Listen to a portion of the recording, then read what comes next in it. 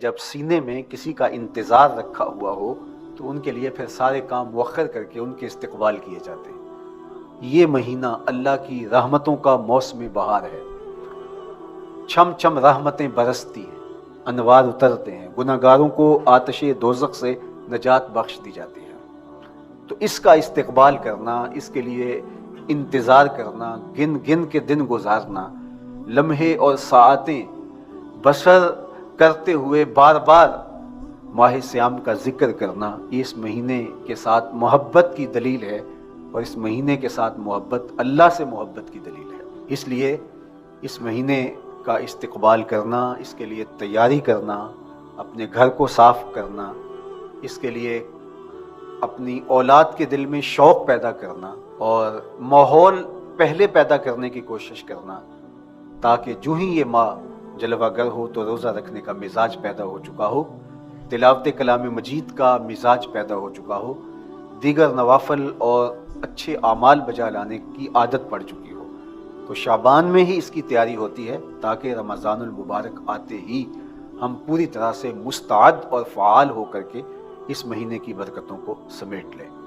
اللہ کے محبوب علیہ السلام نے ارشاد فرمایا کہ جب ماہ سیام آتا ہے فتحت ابواب الجنہ، تو جنت کے 8 دروازے کھول دیے جاتے ہیں، اور جنت کے 8 دروازوں میں سے ایک دروازے کا نام باب الریان رکھا گیا ہے، جو صرف روزہ داروں کے اعزاز و تکریم کے لیے ہے۔ روزہ دار اس دروازے سے گزر کے جنت جاتے ہیں۔ تو رمضان المبارک سے قبل حضور نے یہ خطبہ ارشاد کیا، یا ایھا الناس، اے لوگو، قد اظلکم شہر عظیم، اللہ نے تمہارے اوپر ایک بہت پاکیزہ، پر نور، عالی مرتبت مہینہ سایہ فگن کر دیا ہے۔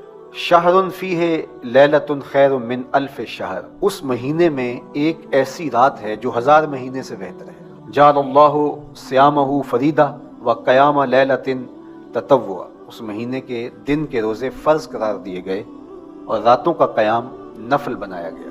ومن تقرب فیہ بخصلۃ من الخیر کان کمن ادى فریدۃ فیما سواہ، ایک نفل کا ثواب ایک فرض کے برابر اس مہینے میں کر دیا جاتا ہے۔ ومن ادى فریدۃ کان کمن ادى 70 فریدۃ فیما سواہ، اور اگر کوئی ایک فرض ادا کرتا ہے تو اس کو 70 فرائض کا ثواب ملتا ہے۔ وہو شہر الصبر، یہ مہینہ صبر سکھاتا ہے، ہونے کے باوجود بھی انسان تناول نہیں کرتا، ٹھنڈا میٹھا مشروب میسر ہے اور زبان کانٹا بن گئی، حلق خشک ہو گیا، لیکن اس کے باوجود بھی ایک گھونٹ حلق سے نیچے اتارنے کا روادار نہیں ہوتا، تو یہ صبر کی عادت ڈالتا ہے۔ اور سنو، صبر کا ثواب جنت ہے۔ وشہر المواسات، اور یہ ہمدردی کا مہینہ ہے، باہمی پیار کا مہینہ ہے، الفتیں بانٹنے کا مہینہ ہے، نرم دلی کا مہینہ ہے، ایک دوسرے کے احساس کا مہینہ ہے۔ جب کوئی شخص بھوک اور پیاس کاٹتا ہے تو اس کو پھر محسوس ہوتا ہے، بالخصوص امراء، کہ بھوک کیا بلا ہوتی ہے، اور جو نان شبینہ کو ترستے ہیں اور جنہیں کھانا میسر نہیں آتا ان کی زندگیاں کتنی تلخ ہوتی ہیں۔ تو بھوک اور پیاس احساس پیدا کرتی ہے۔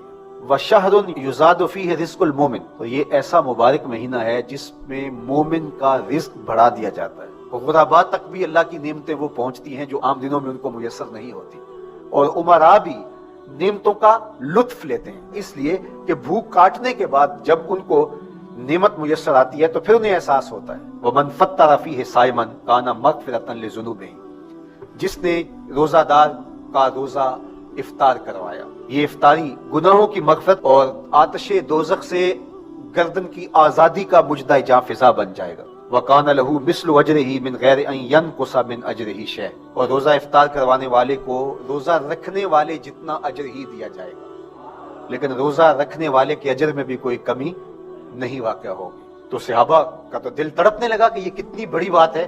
انہوں نے کہا، اے اللہ کے پیارے رسول صلی اللہ علیہ وسلم، ہم میں سے تو ہر بندہ یہ طاقت نہیں رکھتا کہ روزہ دار کو روزہ افطار کروا دے، تو یہ تو پھر اہل زر ہی یہ سعادت حاصل کر پاتے ہیں۔ حضور نے ارشاد فرمایا، یؤتی اللہ ھذا الثواب، یہ ثواب اللہ اسے شخص کو بھی عطا کرے گا۔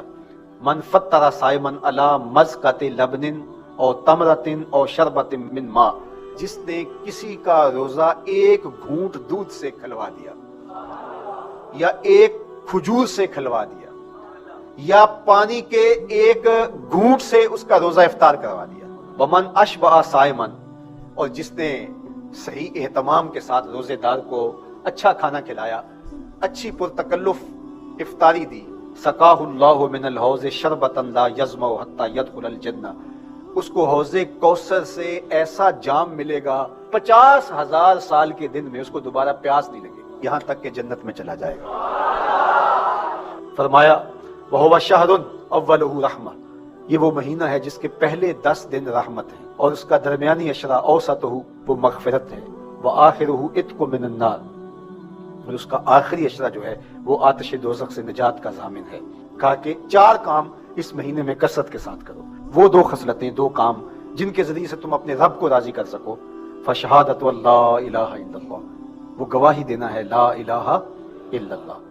وتستغفرونہ، اور تم کثرت سے استغفار کرو، اللہ سے بخشش مانگو. The sun when it sets and gives us the night, for the moon and the stars shining so bright. Alhamdulillah, Alhamdulillah.